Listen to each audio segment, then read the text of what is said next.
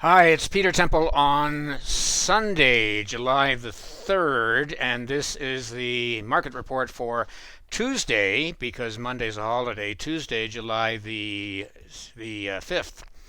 So I'm going to start off with the New York Stock Exchange, the largest cap stock exchange in the world. And so this is the one that we really have to pay attention to in terms of the longer term picture, because this really tells it like it is. And there was a little clue last week that I sort of picked up on and thought, that's interesting. And I'm going to come to that in just a second. But of course, we had our market top around May the 21st, and then we have come down in what I call the first wave here right off the bat, just because of the structure of it. And then we had this ABC, we've got another ABC, so three waves down and up, and another three waves up. You can see the sort of ABC here, and we've got another ABC down here, which was the clue in terms of what was happening last weekend when I said, hey, we're going back up again. We came down in three waves, very obviously, and we would have had to have done a fourth wave here, but it was just the structure of these waves. This wave down here is actually, although I don't have it marked, is actually in three waves because we had an overlapping fourth wave, and that is a very hard Elliott wave rule, is that the fourth wave cannot go into the area of the first wave, and this obviously does. So that was a no-brainer. This one down here, we had the same type of thing in that there was no overlap, but the fourth wave and the second wave were not right in terms of their lengths. There was nothing right about it. So it was obviously an ABC down in this particular instance too. And here's the little clue, is that first of all, I think it was last Friday, a week ago Friday, I had looked at this and thought, well, because I was actually traveling just before that, and I thought, hey, these we had a double top here in the New York Stock Exchange. But when I got in on the weekend and took a look at this, I suddenly realized, well, no, we missed it in terms of about $10. And in Elliott Wave, you have to have a double top to start things over. And so, I mean, it can be less than 25 cents that it misses it by, but you can guarantee that it's going to come right back up and hit it again. It's just going to do things in the way that you don't expect. So it does the most obvious thing in the most unobvious, not really a word, but unobvious way. So what we've got here, I called this last week, I said we're going back up. And sure enough, we have what I believe is going to be an ending diagonal, which I had thought was going to happen. And we've got the first leg of it. We should have starting on Tuesday morning, because Andy Pancholi has given us a couple of turn dates this month. So we have the 5th and the 15th. So the 5th should turn over and come down here in three waves. Actually, it'll be a 5-3-5 configuration. You see 5 waves and then 3 waves up in a B wave and then 5 waves down. And that's what we should see here to a second wave. Now, I can't really tell you what the target right now is going to be, but what I've done is put kind of what I think might be the trend line here, so that we would come down on a 1, 2, 3 has to go to a new high above the 1. Then we have a 4 would come down here, and a fifth wave has to go up to a new high above everything else. And we'll talk about that as we get a little further into it.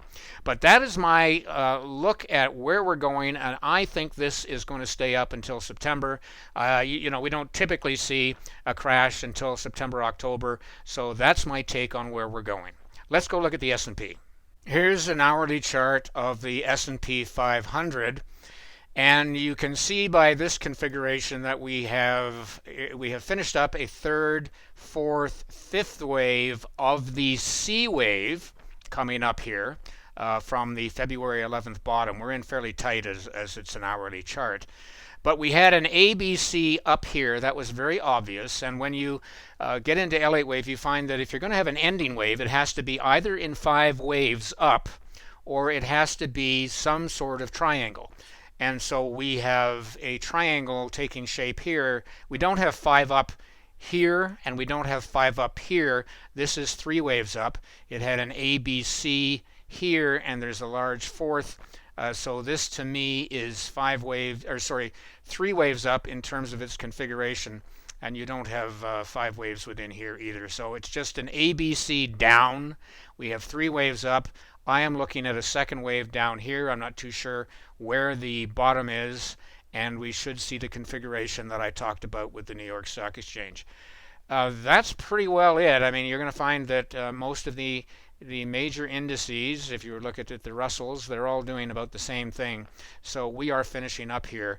I'm not going to spend any more time on the indices. You'll find that the futures are exactly the same.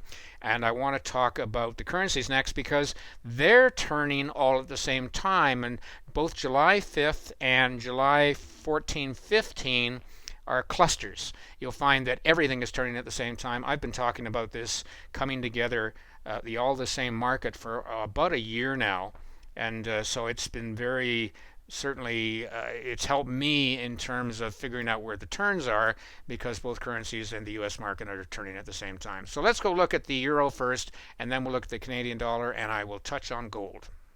Here is the daily chart for the euro US dollar, and we have been in this combination corrective pattern. We had a flat here, an ABC up, and we have got this triangle ending off this pattern. Triangles always end off combination corrective patterns. So we've got an A, B, C, D, E on the triangle, which means we've got one more leg up.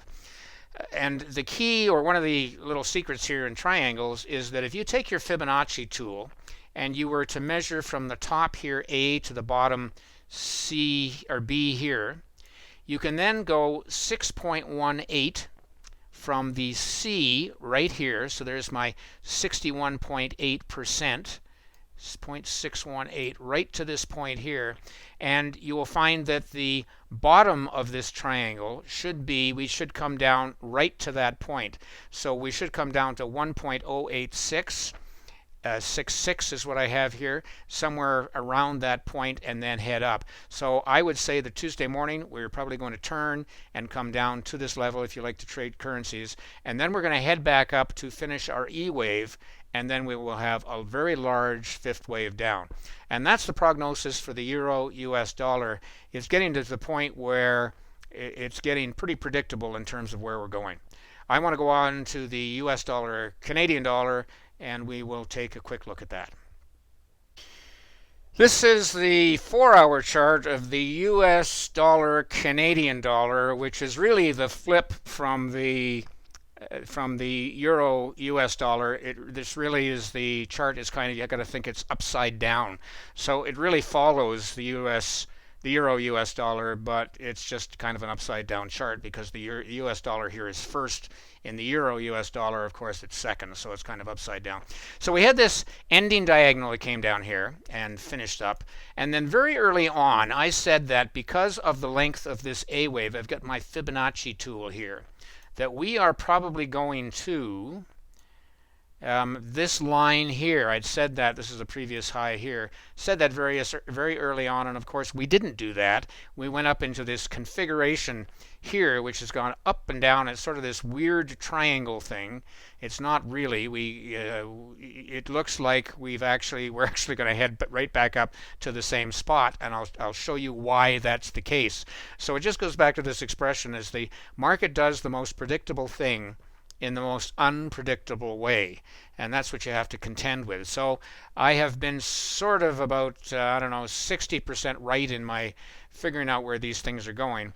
But if we take a look at this A wave here, this one right here, this yellow one, and we did a 1 there, this is my Fibonacci tool, we would find that this B wave here, or the C wave down, is exactly the same length. So we've now had, all of these are ABCs. You can see they're all in threes. We've got this A, B, C happening, and if we were to actually measure from this wave, take the length of this, which is just a touch longer, you'll find that we should go with the extension to 1.33988. So it's actually 1.34. So that's where I'm expecting us to go. This is a 62% retrace line here. So we're probably over the weekend going to come down to this level, and Monday morning, or Tuesday morning actually, because the markets are closed on Monday, we should start heading down to this area where we should turn and head back up in a final wave, and that will be probably as our 3, 4, 5 waves of the US market head up to their ending.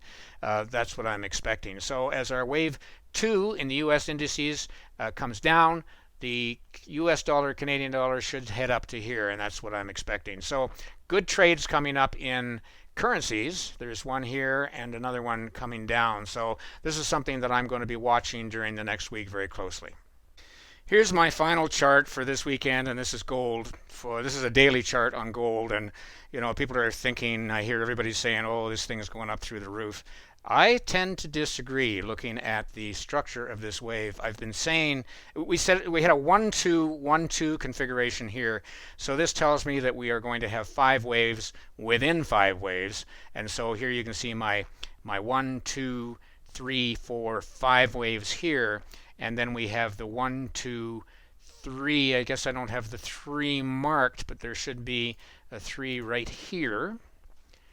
And so we get a 3 here where this wave ends. And then we've got what looks like an ending diagonal. It's an expanding one, and we went right up through the top. But this would then be my 5th wave here.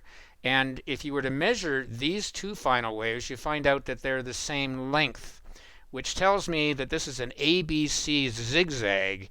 And we've already started coming down, and I think this is a little lower degree second wave here, and we should come down and complete this A, B, C, because the U.S. market still has to top, and I would think we would head up once the U.S. market tops. So that's still my call, and has been for quite a long time on gold. We're going to have this retrace here, because we haven't retraced enough in terms of the 4th wave here. It really needs a second wave down, and then we're going to head up.